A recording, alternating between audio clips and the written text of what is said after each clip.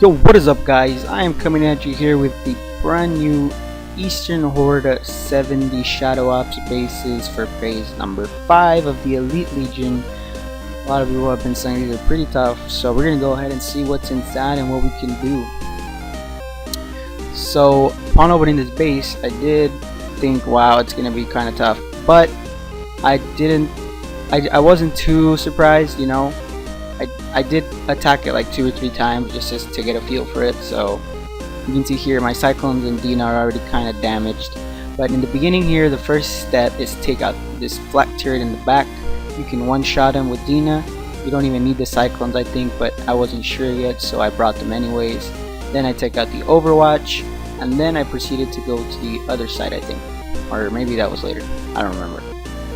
But basically, my Dina is super powerful. She has like all these crazy stuff on her, so she can take out the Hunter. She can take out that Overwatch by herself with the purple platform and the flak turret.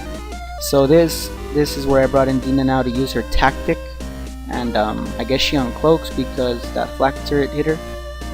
So you saw there she took some damage from the flak turret, but it's not too much damage. I can't think of a better way to take out that flak turret though. But honestly, you really what I was aiming for was that Overwatch and the flak turret. You can just leave it up, but the problem is if you try to take out the Overwatch without taking down that flak turret, you might have problems. So I still haven't tried that, but this is like my 3rd attempt at these, and this was the best one I got so far.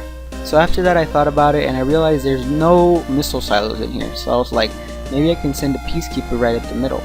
But then I realized that the Tempest have detect, so I did send a Peacekeeper, but completely shot down once it got close enough.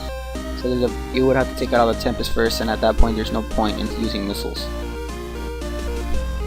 So there you see the Tempest got absolutely, the Tempest absolutely shredded those Peacekeepers, but that was just a test to see what would happen. Here I brought in my Titan and my Sandstorm. I wanted to take out this whole left area here, and I didn't know exactly how to do it, so I was being very careful because I didn't want to take any damage. I brought in Kara with their other squad very close, and my goal was to take out those 2 turrets and that heavy gunner guy. They all have adapted body armor, so they won't be one shot by Dina. So that adapted body armor is really annoying, honestly. It's actually something I'm gonna need to get upgraded soon because it's so good. So there I took out the turrets, the splash damage from the grenades took out the avalanche, and then I brought in those Cyclones to take out that last avalanche. All in all, not too bad, but I did realize I was taking a bit too much time, and this video is sped up. I think it's sped up by 25%, so at that point I was like, there's no way I'm going to finish it in time if I go this slow. So then I decided to bring in Dante. My Dante is level 20 with his armor. If you have him promoted, he'll take even less damage than mine did. I targeted the Overwatch, the other Overwatch, and the 2 bunkers. So there's I thought if you kept him moving he would shoot, but he wasn't shooting at the bunker. There's 1 bunker, there's the 2nd bunker, there's the 1st Overwatch, there's the 2nd Overwatch, and I think I took out the bullets too now that I think about it, and I ended the attack. So at that point there's really nothing that's gonna hurt your car that much anymore. You know, the base looks tough, but it's really not that scary once you start picking it apart like this. The only thing that are gonna hurt you are those avalanche over there. So I did have to bring in my Inferno. I didn't have to, but I was like, it just made things so much easier. I know I usually do these trying to make them for low levels, but I honestly don't think these bases are for low levels this time around. There's no way a low level is going to be able to do this without, you know, really heavy tunes. And kixeye just decided to, you know, make a 70 for high levels now. Whereas before they were hard, but they weren't that hard, and now they're really hard. They're not really hard for high levels, they're really hard for low levels.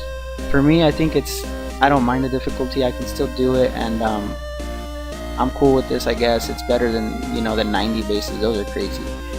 So I did bring in my Inferno to tank here. You don't have to use Inferno, you can use something like Dante, but then you won't be able to use Kara. That's why I didn't use Dante. And yeah, so Inferno is just tanking slowly, and After this part is over, I brought in Dante again to take out the rest of the bunkers, I think.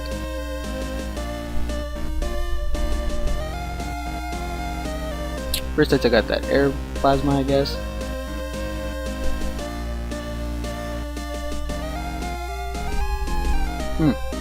There it goes. And the only problem here was that there was one cryo turret, which really slows Dante down, just makes him take way more damage than he needs to. Oh, I remember, I actually brought in Dina first to take out the silos. I forgot to take out the silos in the beginning. The silos, you can just take them out with the flak turret when you take out the flak turret instead of having to wait till later. It'll save you more time. But honestly, I finished the base with a lot of time left over, because as long as you start the battle before the timer ends, you get an extra 7 minutes basically. So even though the reset timer is 15 minutes, you can potentially get up to 22 or 23 minutes, whatever 15 plus 7 is. It's 22. So I brought Dina here to take out, I thought she would one-shot that turret, but she didn't. She did one-shot that silo though, retreated her. And then I brought in Dante. Dante takes out the 2 bunkers. And once those 2 bunkers are, I also deployed growlers so his drones could help out a little bit. But once those 2 bunkers are gone, there's basically nothing else in that base that's gonna give you too much trouble. And even the way I did it was not very optimal. I'm sure with time going on, I'll start taking less damage. You guys will see in a minute. Here, Dante, when I sent him for that Tempest, I sent him for that bunker, and then I sent him for that other bunker. I should have sent him for that Avalanche too, but oh well. So there goes the bunker and the attack. And at this point, basically all the SF from the bunkers are gone. We only have some turrets that are gonna, you guys will see that the way I did it, it's gonna seem a bit like, okay, you took too much damage, but honestly I don't think I did. Mainly because I shouldn't have sent my Inferno in. I should have just tanked one turret at a time, and you guys will see I just decided to tank them all. I didn't think he would take too much damage, but he took about an hour and a half repair, which for my first try I don't think that's too bad. But I mean, I'm sure with time I'll get, you guys are basically gonna get like a very rough sketch on how to do this base.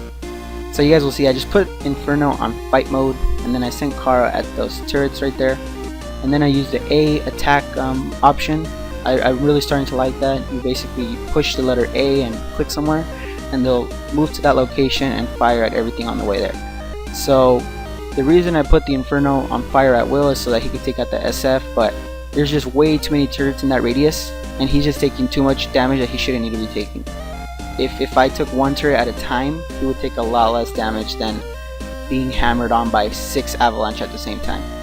So I got an hour and a half repair on him there, but honestly I'm pretty sure I could do it with like 30 minutes repair if I tried it again, but I figured this was good enough, and since Shadow Ops hasn't started yet, I didn't want to keep doing these because there's no point. But there you guys have it. You guys will see my repair time in a little bit.